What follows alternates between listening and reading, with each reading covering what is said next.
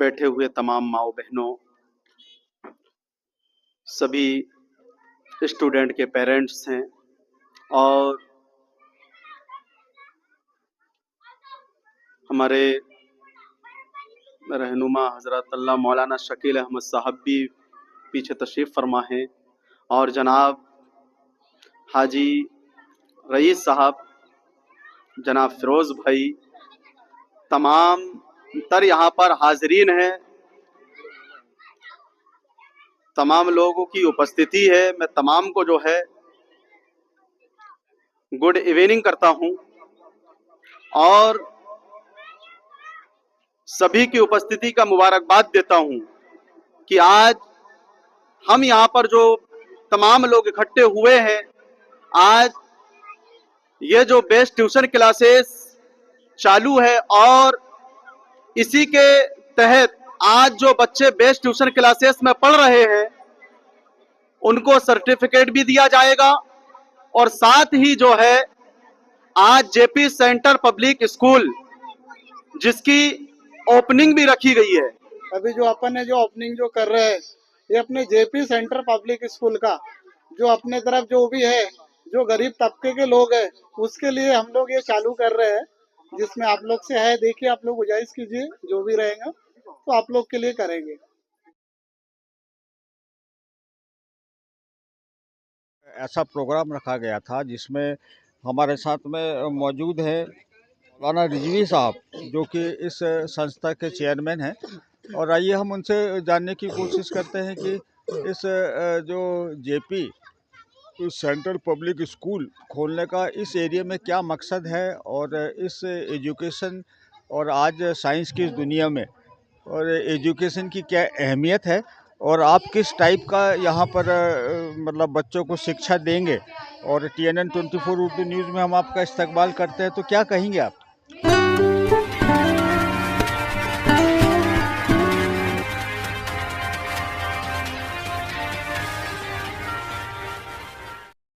मैं Abdul Raziq Rizvi Kalamna JP center public school का चेयरमैन हूँ और हमारा मकसद एक ही है कि बच्चों को अच्छे से अच्छा एजुकेशन देना और ताकि जो है आज हालाते हाज़रा के तहत जो है हम ये चाहते हैं कि बच्चों को अच्छे से अच्छी तालीम मिले और बच्चे अच्छे से अच्छा एजुकेशन करके ताकि दीन भी हो दुनिया भी हो हर चीज़ उनके साथ हो।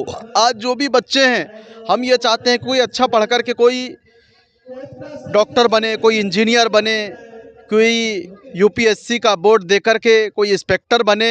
यानी हमारी सोच ये है कि आज कलमना में ज़रूरत इस चीज़ की है, इसीलिए हमने ये सोचा कि जेपी सेंटर पब्लिक स्कूल को कायम किया जाए और इसमें दीन का भी फ़ायदा पहुंचाया जाए और दुनियावी भी फ़ायदा पहुंचाया जाए। जिसके डायरेक्टर हैं जनाब मोहम्मद इखलाक शेख साहब, माशाअल्लाह वो भी उनकी तमन्ना यही है और उनका सपना यही है कि इस स्कूल को खोल करके जो है हम ये दुनिया में इस पैगाम को देना चाहते हैं कि बच्चे अच्छे से अच्छा एजुकेशन लेकर के जो है इस दुनिया में जो है इसको काम करें ताकि हमारे मुल्क हिंदुस्तान में उनका नाम रोशन हो, ताकि जो है बच्चे अच्छे से अच्छा एजुकेशन लेकर के हमारे जेपी सेंटर पब्लिक स्कूल का नाम हो। और हम यही चाहते हैं कि बच्चे एजुकेशन लेने के बाद ये पता चले कि कहाँ पढ़ कर के आए हैं, ताकि ये मालूम चले दुनिया को कि जेपी सेंट्रल पब्लिक स्कूल कोई ऐसा स्कूल नहीं बल्कि हमारा सपना यही है कि वर्ल्ड में ये इंटरनेशनल स्कूल बनाया जाए। इसको हमारी यही ख्वाहिश और यही तमन्ना है। मैं तमाम लोगों का शुक्रगुज़ार हूँ जहाँ ये लोग जितने भी हाज़िर हुए और जनाब हमारे न्यूज़ वाले भी जो है उनके भी हम शुक्रगुज़ार हैं। और आज से जो है जेपी सेंटर पब्लिक स्कूल का एडमिशन शुरू है, जो नर्सरी KG1 KG2 से लेकर के 1 से लेकर के 4 तक हमने क्लासेस का आगाज़ किया है। अल्लाह रब्बे कायनात इस जेपी सेंटर पब्लिक स्कूल को तरक्की अता फ़रमाए और दिनों दिन दोगुनी रात चौगुनी तरक्की अता फ़रमाए। चलिए, वो जेपी सेंट्रल पब्लिक स्कूल के डायरेक्टर हैं और आइए उनसे हम जानते हैं। वैसे हम आपको ये भी बता दें कि ये वैसे एक बिल्डर्स हैं और इन्होंने इनके जज्बे को हमने जब देखा और यहाँ पर जब प्रोग्राम चल रहा था तो हमें बहुत खुशी हुई। और आइए उनसे हम जानते हैं कि इस स्कूल को खोलने के पीछे क्या वजह है और क्या आपकी थीम है और आप क्या करना चाहते हैं, क्योंकि ये बहुत अच्छा काम है। आज की दुनिया में एजुकेशन को किस तरीके से हल किया जाए और किस अंदाज से हल मतलब उसको चलाया जाए, उसी के सिलसिले में हम आपसे जानना चाहते हैं। और TNN 24 उर्दू न्यूज़ में हम आपका इस्तेक़बाल करते हैं, तो क्या कहेंगे आप? जी, थैंक यू।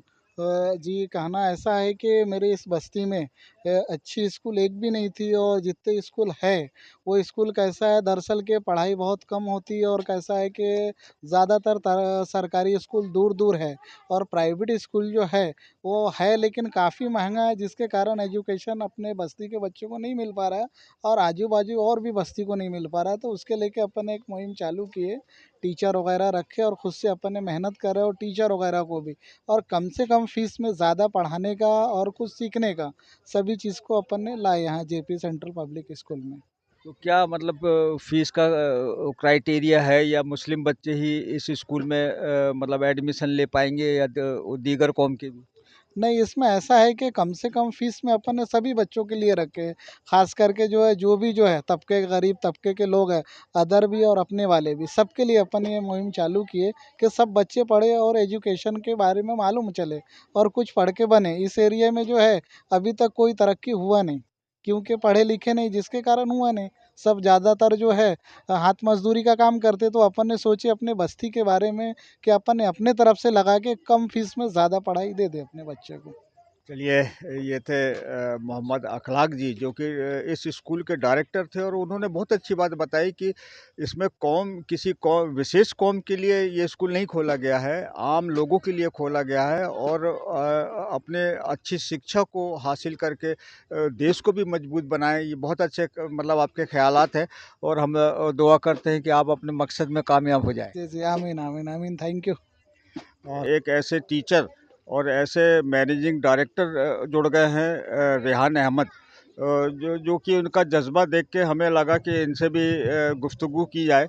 और क्या आपका उद्देश्य है इस स्कूल को खोलने के लिए? और TNN 24 उर्दू न्यूज़ में हम आपका इस्तकबाल करते हैं, तो क्या कहेंगे आप? जी, आपका बहुत शुक्रिया, आपने मुझे बोलने का मौका दिया है। पहली बात तो ये बता दूँ कि ये जो स्कूल खोल रहे हैं, ये हर स्कूल की तरह नहीं खोलना चाहते हम। इसको थोड़ा-सा यूनिक, मतलब एक तरीके से न्यू एडवांस, क्योंकि आप देखिए 2025 जो लग गया है, यहाँ से जो बीटा जनरेशन है, समझ लीजिए यहाँ से अब जो बच्चे न्यूबॉर्न होंगे, उनको एक नई टेक्नोलॉजी मिलेंगी। जैसे कि एक तरीके से उनको आगे चल के एआई दिखेगा, उनको उनकी सारी पढ़ाई ऑनलाइन हो जाएँगी, उनका जो काम वर्क रहेंगे, उनको भी बहुत सारे ऑनलाइन हो जाएँगे। उनके समय इलेक्ट्रिक गाड़ी 100% हो जाएँगी, जो आज हम देख रहे हैं हो रही है। उनके समय इतनी टेक्नोलॉजी आ जाएँगी कि वो बेचारे कन्फ्यूज़ हो जाएँगे कि आज हम जैसे कन्फ्यूज़ कि क्या चीज़ है। तो मैं चाहता हूँ कि हम बच्चों को आज से ही तैयारी करा लिया जाए। क्या बच्चे आके वो देखेंगे, तो हमें जब मालूम है कि वो चीज़ आने वाली है, ठीक है? तो जब हमें वो चीज़ मालूम है कि आने वाली है, तो हमें स्टडी करना चाहिए, और वो बच्चों को स्टडी देना चाहते हैं।